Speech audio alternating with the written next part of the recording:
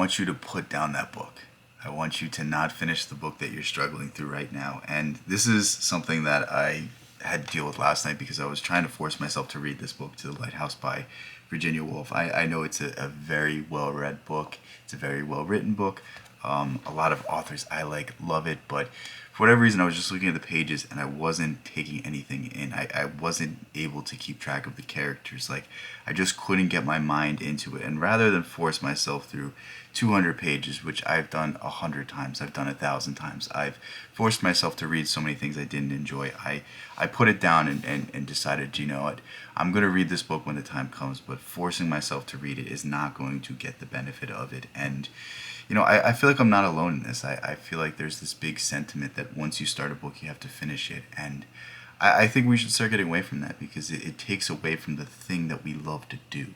You love to read. You love to learn. You love to be engrossed in stories or be engrossed in certain ideas. And when we force ourselves to accept them, then we lose the magic of these ideas. And there's so many books that I promise you that I've read that I didn't enjoy simply because it wasn't the right time. Simply because whatever was going on in my life, I couldn't pay attention or I wasn't as interested in a certain idea at a certain point in time. And had I read it differently, had I not forced myself through it, I would have gained so much more from it. So really what I'm telling you to do is if you're struggling to read something right now, put it down. It doesn't have to be forced. It doesn't have to be, I'm going to finish everything I pick up. I'm going to finish everything I read, because if you do it that way, you're going to get a lot of things done. You're going to have read a lot of books. But are you going to get as much as you can from these books that you possibly could have? I feel like in every sort of book there is a lesson. In every sort of book there's an experience to be grasped from, even if it's the opposite, even if it's, I'm not going to do what that person does, or I completely disagree with that entire person's worldview. That is a lesson in and of itself, but you won't learn it. You won't be receptive to it if you're forcing yourself to get it done, if you're forcing yourself to stare at the pages and not to imagine things. And I've done this with several books over the past few months, and I'm starting to come to grips with this ability more and more and more and more. But really why I'm making this video is to remind you, you don't have to force yourself to read things. The bigger picture is that you love to read, that reading is a productive habit, that you are learning things, that you are stimulating your brain in a way that most people don't, and you are growing as a person. You have more experiences, you have more wisdom to pull from. You can compare and contrast what you're dealing with someone deals with in another context, and maybe learn from that, maybe parse some wisdom from it, maybe force yourselves to be introspective. But the more we force ourselves to read things, the more we make this habit boring, the more we make it dull. Think about when you were in high school, think about when you were in middle school or even younger, and you were forced to read books. And this has happened to me several points, is that I hated reading for so long, not because I disliked reading itself or even disliked the books. I've revisited so many books that I've read in high school and enjoyed them more. It's, you did it for an assignment. You did it to say you did it. You didn't do it for the real benefit, which is the experience.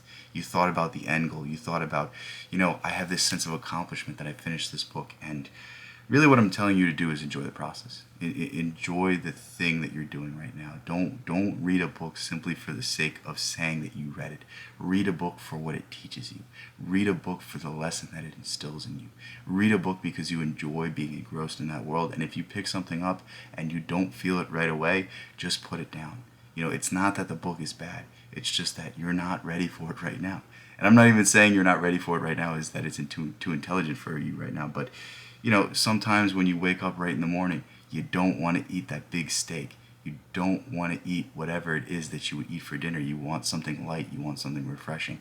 And it's okay to feel that way. It's okay to feel like, you know what, I want something less serious. I want something less intense. I don't necessarily want to have to pay attention to every single detail of this book, keep track of 100 different names, try to impart my imagination into every aspect of this book because I know this detail is important. Sometimes you just want something that you can read, it's fun, easy, quick, or sometimes you want something more intense. And just understand that it's okay to put a book down. I don't judge you.